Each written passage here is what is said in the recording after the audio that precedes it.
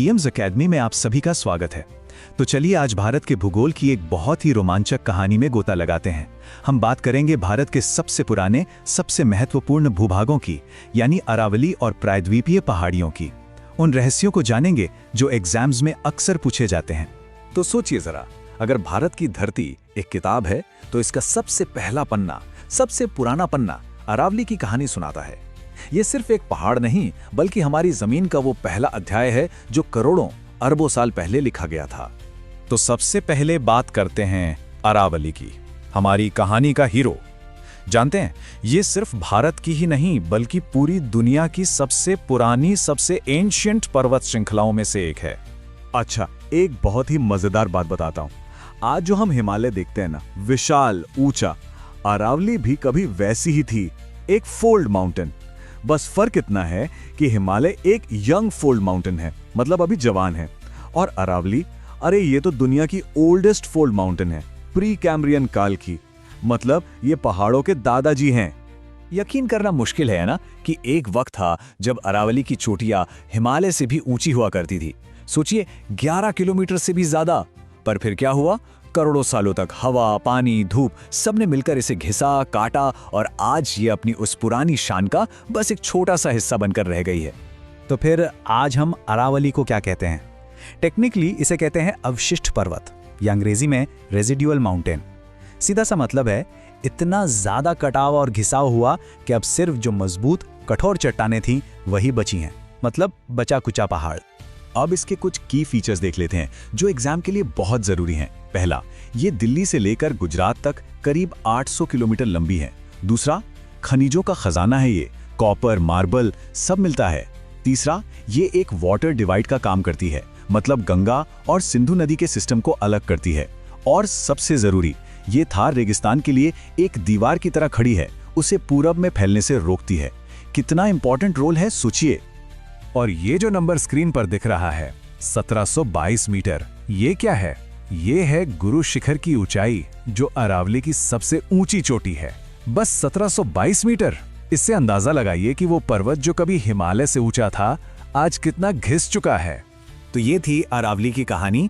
अब चलिए थोड़ा दक्षिण की ओर चलते हैं, भारत के प्रायद्वीपीय हिस्से में, जहां हमें मिलती हैं घाटों की कहानी, यानी वेस्टर्न एंड ईस्टर्न घाट्स। यहाँ देखिए, दो बिल्कुल अलग तरह की पर्वत श्रृंखलाएं हैं। एक तरफ है वेस्टर्न घाट्स, जो एकदम कंटिन्यूअस है, एक लंबी दीवार की तरह। मॉनसून सबसे पहले यहीं टकराता है, इसलिए यहाँ खूब बारिश और घने जंगल हैं। दूसरी तरफ है ईस्टर्न घाट्स, जो डिसकंटिन्यूअस है, मतलब टूटे टूटे हैं। नदियों ने इन्हें बीच बीच में से काट दिया है, इसलिए यहाँ बारिश भी कम होती है। दोनों एक दूसरे से काफी अलग है। तो सवाल ये उठता है कि ये जो दो अलग अलग घाट हैं, वेस्टर्न और ईस्टर्न, क्या ये कहीं मिलते भी हैं? बिल्कुल मिलते हैं, और जहां ये मिलते हैं वो जगह बहुत ही खास है। चलिए देखते हैं। और वो जगह है नीलगिरी पहाड़ियां। यही वो ग्रैंड मीटिंग पॉइंट है जहां वेस्टर्न और ईस्टर्न घाट्स आकर गले मिलते हैं। इसका नाम नीलगिरी क्यों पड़ा? क्योंकि यहाँ एक खास फूल खिलता है, नील कुरंजी, जो हर 12 साल में एक बार पूरी पहाड़ियों को नीले रंग में रंग देता है। और हाँ, यह टोडा जनजाति का घर भी है। अब आते हैं एग्जाम के एक फेवरेट सवाल पर, दक्षिण भारत की सबसे ऊंची चोटियां। ध्यान से सुनिए। डोडा बेट्टा, जिसकी हाइट है 2637 मीटर, ये नीलगिरी की सबसे ऊंची चोटी है। लेकिन इससे भी ऊंची है अनाईमुडी, 2695 मीटर पर। और ये सिर्फ अन्नामलाई हिल्स के नहीं, बल्कि पूरे पेनिनसुलर इंडिया, पूरे दक्षिण भारत की सबसे ऊंची चोटी है। इस पॉइंट को मार्क कर लीजिए। चलिए, अब तक हमने जो भी पढ़ा अरावली और प्रायद्वीपीय पहाड़ियों के बारे में, उसे साइड बाय साइड रखकर कंपेयर करते हैं। इससे कॉन्सेप्ट एकदम क्रिस्टल क्लियर हो जाएगा। तो देखिए, ओरिजिन की बात करें तो अरावली ओल्डेस्ट फोल्ड माउंटेन है, जबकि घाट ब्लॉक या रेजिडुअल माउंटेन्स हैं। करंट स्टेट में अरावली बहुत ज्यादा घिस चुकी है, लो हाइट है। वहीं घाट अभी भी ऊंचे हैं और जियोलॉजिकली ज्यादा एक्टिव हैं। कंटिन्यूटी में देखें तो अरावली एक सिंगल रेंज है, जबकि घाट दो हैं, एक कंटिन्यूअस और एक ब्रोकन। और हाइट का फर्क तो साफ है, कहा गुरु शिखर 1722 मीटर और कहा अनाईमुडी 2695 मीटर। अच्छा, अब सबसे इंपॉर्टेंट पार्ट, एग्जाम में इसे याद कैसे रखा जाए। ज्योग्राफी को याद रखने का सबसे अच्छा तरीका है उसे मैप पर विजुअलाइज करना। तो चलिए एक एग्जाम टूल किट तैयार करते हैं। एक बहुत ही सिंपल सी मेमोरी ट्रिक है, AWEN मॉडल। ए से अरावली भारत के नॉर्थ वेस्ट में, डब्ल्यू से वेस्टर्न घाट्स वेस्ट कोस्ट पर, ई से ईस्टर्न घाट्स ईस्ट कोस्ट पर और एन से नीलगिरी साउथ में जहां दोनों मिलते हैं। AWEN। बस इतना याद रख लीजिए, मैप आपके दिमाग में छप जाएगा। अब देख लेते हैं कि एग्जाम्स में सवाल कैसे बनते हैं।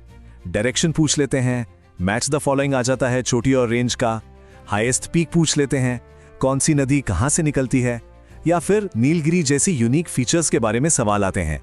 तो चलिए एक लास्ट क्विक रिवीजन फटाफट।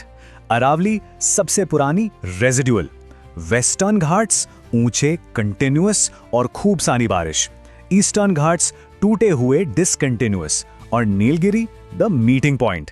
बस ये 4 बातें याद रखिए।